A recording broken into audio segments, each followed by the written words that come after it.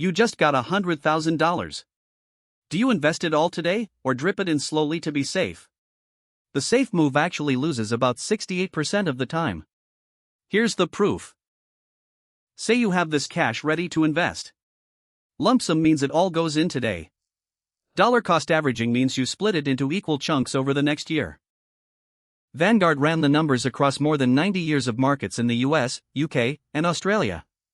The result was clear and consistent. Over 12-month windows, investing the whole lump sum beat spreading it out about 68% of the time. Roughly 2 out of every 3 periods. And it didn't just win more often. On average, going all in returned about 2.3% more than averaging in.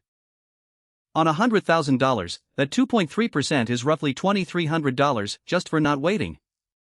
The reason is simple. Markets spend most of their time going up, not down.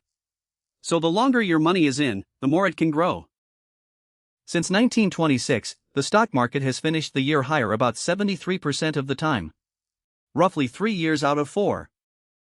Every month your cash sits on the sidelines, it misses dividends and compounding.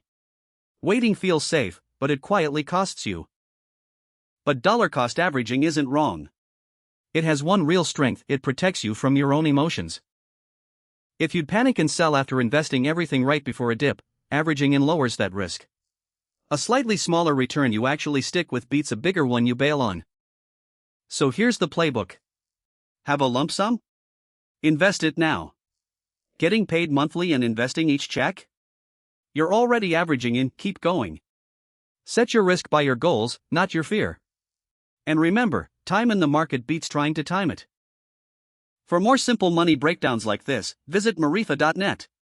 Subscribe and take control of your money today.